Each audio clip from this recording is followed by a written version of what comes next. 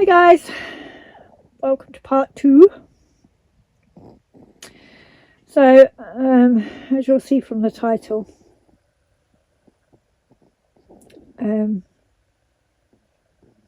this next part of the story is not as nice. Well, the first part wasn't nice, but this part of the story is not so good. Towards the end of March, I found out my dad wasn't very well. Unfortunately, I don't have a great connection with my family since I left in 2020 to go to Portugal, mostly. I wanted to go and see my dad, but my brother and my daughter, eldest daughter, basically said, no, we're not going to tell you where he is. You're not going to go and see him. He doesn't want to see you. Now, I will never know if my dad didn't want to see me or not, because obviously I didn't hear that from him. Now, I know I had a bit of a difficult relationship with my dad after my mum died.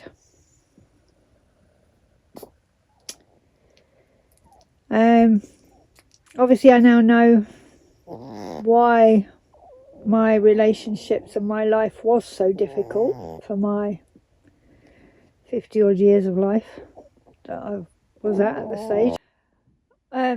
So I don't know if anyone's watching this who is late diagnosed ADHD, you will know what I was going through and what I still am going through.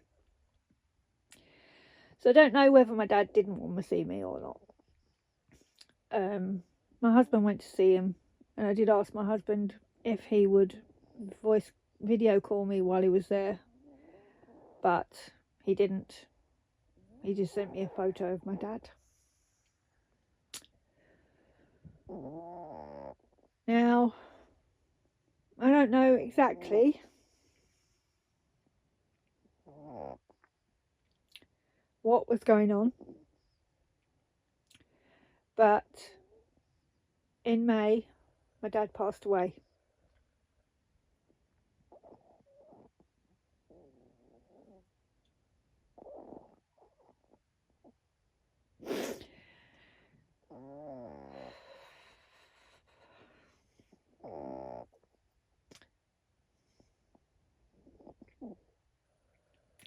Now, not only was this rather a difficult time anyway, because I was going through some pretty bad health issues at the time,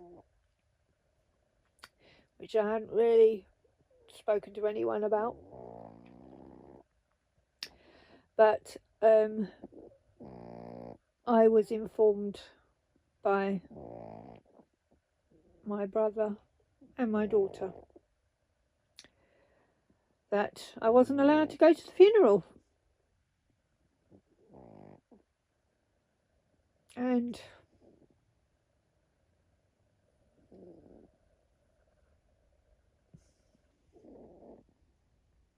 I did kind of lose my shit.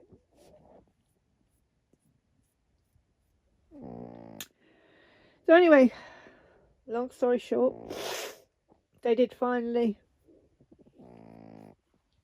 allow me to go to the funeral. I still wasn't allowed to go to the wake afterwards, but I was allowed to go to the funeral.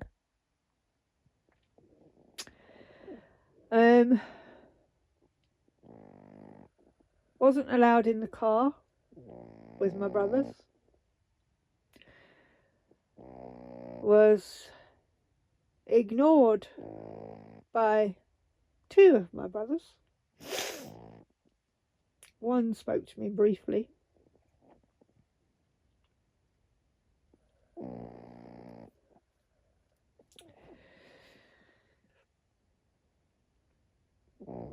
It wasn't a pleasant time. Now, some of the health issues I was going through, I don't really want to discuss. But During this time, I'd also managed to herniate 2 of my discs in my spine while I was at work one day. It was the most excruciating pain I felt in a very long time. Still do not know how I managed to drive home, but managed to herniate the discs in my spine.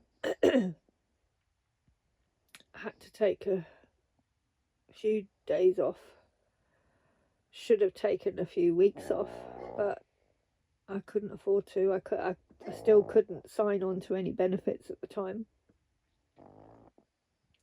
Still couldn't get any help. So I needed the money, and I was self-employed, so if I didn't go in, I didn't get paid.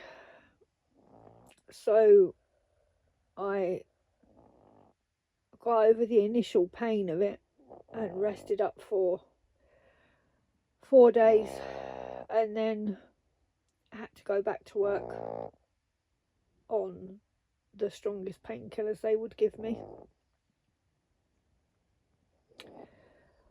And then would come home after my 4.5 hours of work and 2 hours of driving and completely crash for the rest of the day and be in agony. So I managed to change jobs to something I thought would be a little bit less stressful on the back. I didn't realise at the time it was going to put more stress on my hips and my knees, but we won't go there yet. So I had started this new job.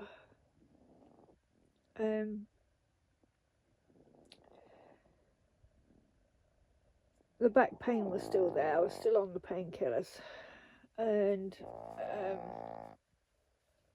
I was the week before the funeral, and I was driving back to the boat from visiting a friend, and I was coming down this country lane, and I was going around an S-bend, and coming up to an S-bend rather, and I got to the lead up to this first bend on the S-bend, and this car came belting round the corner doing about 85 miles an hour. I went flying past me, and obviously I stopped when I saw it to give it room to go past me so it wouldn't hit me. Thought I dodged a bullet.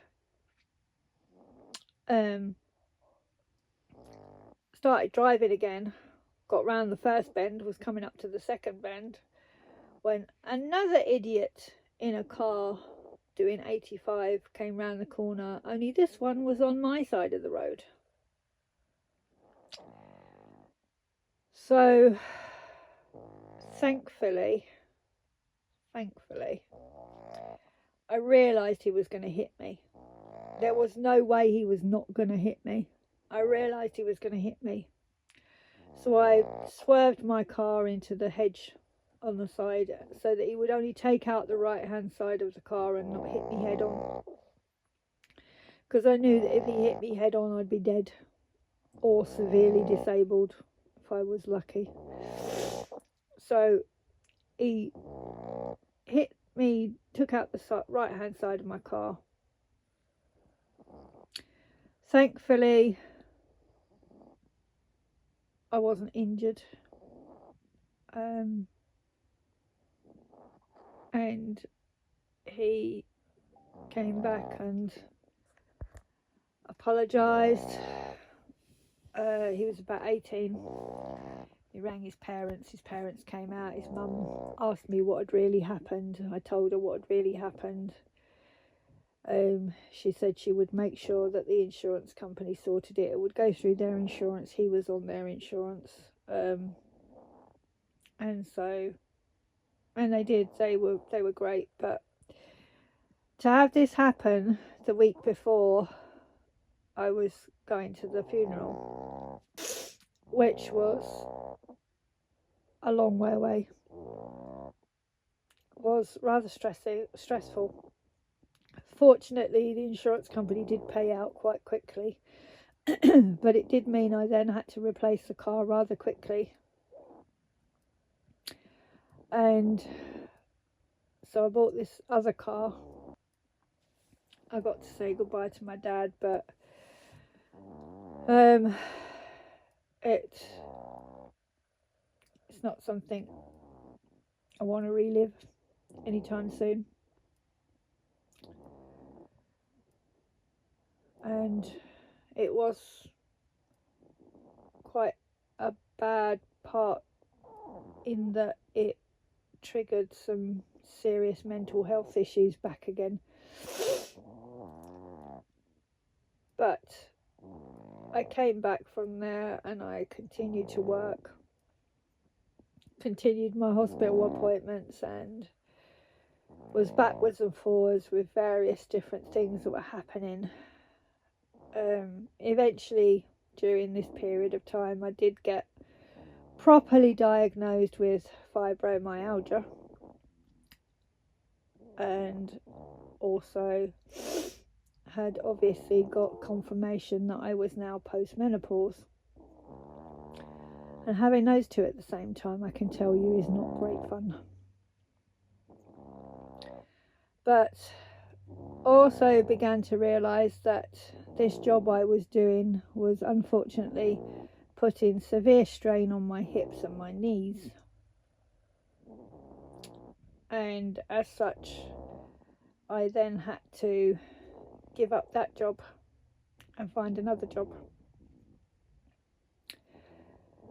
And so that kind of brings us to like September-ish time, 2024, when I started a new job.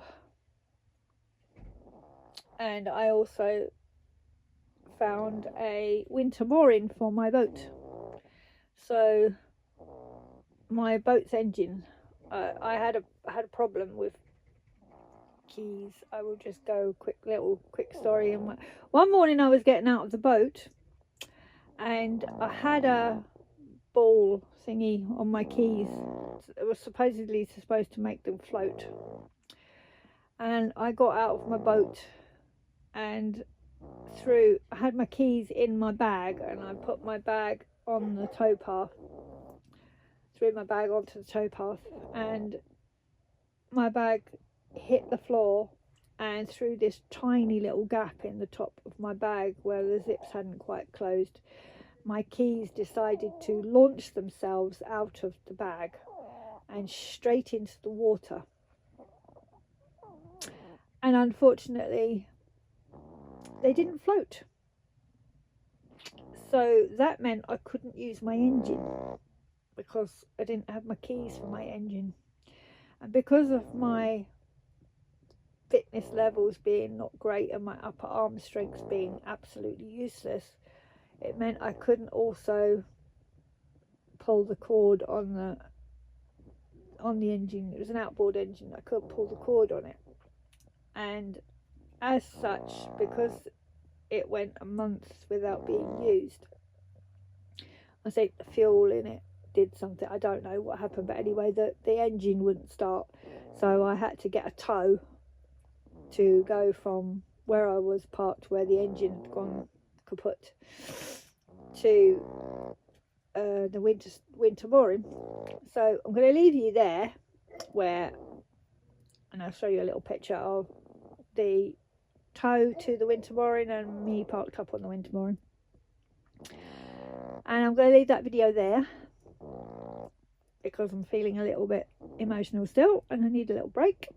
And then the next video we will go for September onwards. So thanks for watching. I'm sorry if it was a bit boring. And I will see you soon. Bye.